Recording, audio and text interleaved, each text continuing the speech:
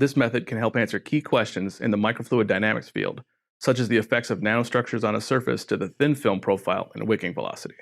The main advantage of this technique is that it provides a method of fabricating various wicking pillar arrays in a cost and time-efficient manner. Demonstrating the procedure will be Thomas Germain, a graduate student from my laboratory.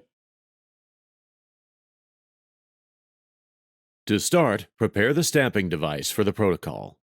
The essential details of this stamping device are in this schematic. A backing plate to support the mold is mounted on an XY stage.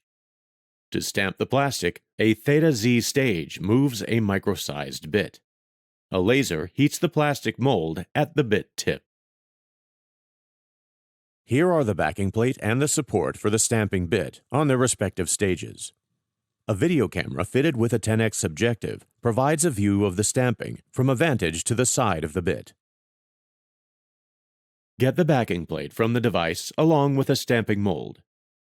The mold is an acrylic disc, 1 inch in diameter and 1/8 inch thick. Secure the stamping mold to the backing plate for use in the device. Next, manually translate the stamping bit out of the way to avoid damaging it. Then secure the backing plate with the mold to the motorized XY stamping stage. With the computer controls, move the plastic mold to be aligned and centered with the axis of the stamping bit. Now manually translate the stamping bit until it is almost in contact with the plastic mold.